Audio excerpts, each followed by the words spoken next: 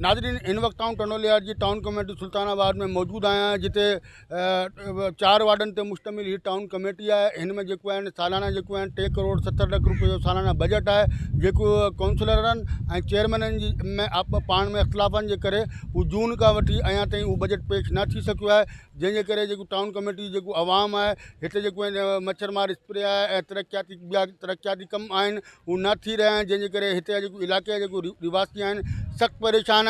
हींअर असां सां गॾु हिन इलाइक़े जा जेको आहिनि मख़सूस सीटनि ते पाकिस्तान पीपल्स पार्टी जा जेको 4 उम्मीदवार आहिनि, जेको जंहिंखे टिकट ॾेई उन्हनि खे मख़सूस सीटनि ते विहारियो वियोसि, हू असां सां गॾु आहिनि। अचो त हुन सां ॻाल्हायूं। हुनजो चवण बि ऐं इन खां अलावा हिते जेको आम माण्हू आहे हुनजो चवणु आहे त हिते जेको आहिनि गुज़िरियल जेको टर्न ओवर होसि हुन मां बि जेको चेयरमैन ऐं वाइस चेयरमैन हो उन्हनि बि को तरक़ियाती कम न कराया आहिनि, जंहिंजे करे हिते जी आवाम में गणती जी लहर छायल आहे। भी काउंसलर आहियां समी देवी कांजीमल ऐं कामरेड भी आहियां, लेकिन छा आहे हिते तरक़ियाती कमु थियणो ई कोन्हे। छाजे करे हिते अहिड़ा बासर माण्हू आहिनि जो तरक़ियाती कमु थियण कोन ॾींदा आहिनि। चेयरमैन हुनजी मुट्ठी में आहे ऐं उहा मुट्ठी खुलणु कोन ॾींदा, ग़रीब माण्हू हिते जा रुली वेंदा।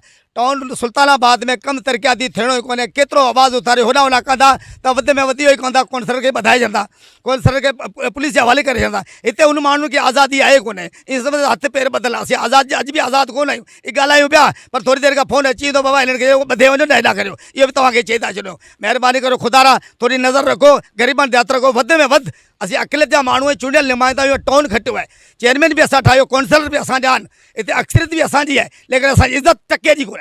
हरूमल साईं जन खे अर्ज़ु करियां थो त असांजी टाउन कमेटी में असांखे काउंसलर चूंडिया विया आहिनि। असीं पाकिस्तान पीपल्स पार्टी जेके उहिदेदार आहिनि उन्हनि खे अर्ज़ु कंदासीं त असांजे कमु कया वञनि, असांजी बजट असांखे ॿुधाई वञे।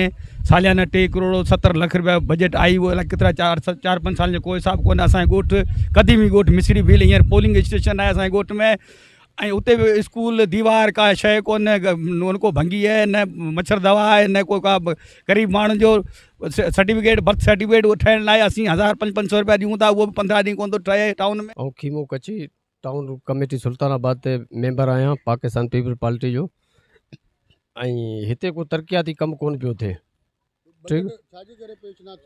बजट त अञा त का ख़बर ई कोन्हे, उहो त तव्हां चेयरमैन खां पुछी सघो था, असांखे त का ख़बर ई कोन्हे छा आहे छा कोन्हे, छाजे करे।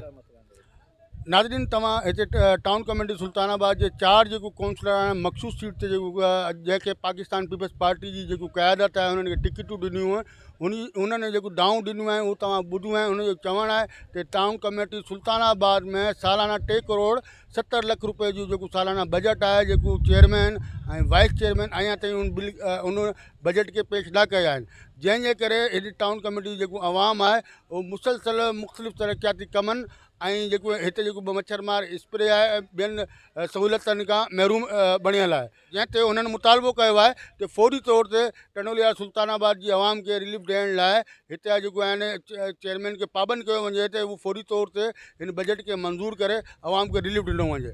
राजा साजिद ख़ानज़ादा, इबरत न्यूज़, टंडोवाला।